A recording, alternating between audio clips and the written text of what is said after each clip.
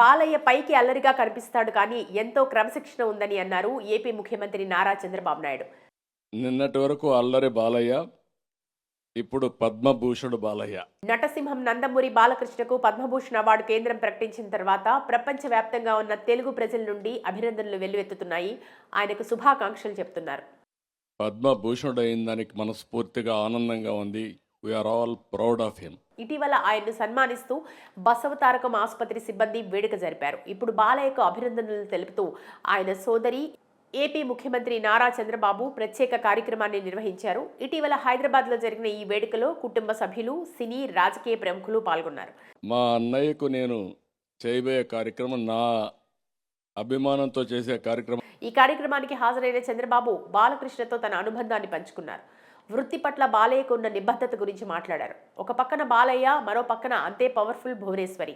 ఇద్దరి మధ్య ఇప్పుడు నేను నలిగిపోతున్నా అంటూ సరదాగా నవ్వుతూ చెప్పారు. ఒక పక్క బాలకృష్ణ గారు, భూ, ఇద్దరి మధ్యలో నేను నలిగిపోతున్నా. ఇప్పుడు వీరిద్దరి మధ్య ఉంటే చాలా ప్రమాదం అన్నారు. నిన్నటి వరకు అల్లరి బాలయ్య, ఇప్పుడు పద్మభూషణ్ బాలయ్య. దేశం గర్వించదగ్గ బిడ్డ. మా కుటుంబంలో ఇలాంటి అవార్డు రావడం ఇదే తొలిసారి.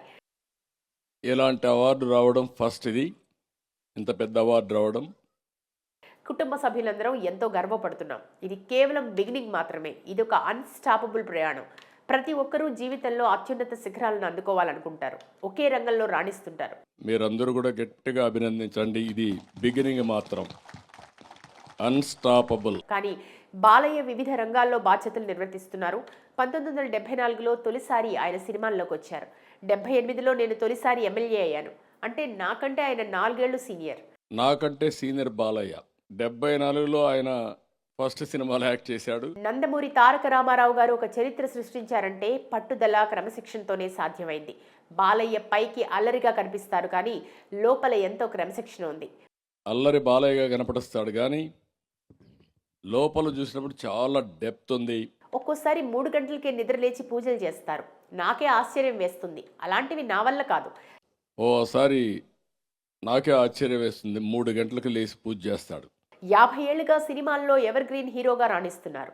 నేటి తరం దర్శకులతో కలిసి విభిన్నమైన చిత్రాల్లో యాక్ట్ చేస్తున్నారు. నిన్న తీసిన సినిమాకు ఈ సినిమాకు మళ్ళా యంగ్ లో కనపడుస్తున్నాడు, ఎనర్జెటిక్ కనపడుస్తున్నాడు. ఆయనలో గొప్ప మానవతావాది ఉన్నారు. క్యాన్సర్ ఆసుపత్రి బాధ్యతలు ఆయన స్వీకరించిన తర్వాత దేశంలోని గొప్ప ఆసుపత్రుల్లో ఒకటిగా పేరు సొంతం చేసుకుంది. ఆయన టేక్ ఓవర్ చేసిన తర్వాత one of the best leading cancer hospital in the country. అందుకు గర్వపడుతున్నా. ఇక రాజకీయాల్లో ముచ్చటగా 3వ సారి ఎమ్మెల్యే అయ్యారు. ప్రజలకు ఎంతో సేవ చేస్తున్నారు. అతను ఎంత ఎమోషనల్గా ఉంటాడో అంత మంచి మనిషి. నాకు ఒక అద్భుతమైన భావమరిది దొరకటం నా అదృష్టంగా భావిస్తున్నా అని చంద్రబాబు నాయుడు అన్నారు. ఒక brother in law, wonderful brother in law దొరకడం నా అదృష్టంగా నేను భావిస్తూ, ఈ కార్యక్రమంలో సంగీత దర్శకుడు థమన్, మూవీ దర్శకుడు గోపీచంద్ మల్లేని వంటి సినీ ప్రముఖులు పాల్గొని చంద్రబాబుతో ఫోటోలు దిగారు. సోషల్ మీడియా వేదికగా అభిమానులతో పంచుకున్నారు.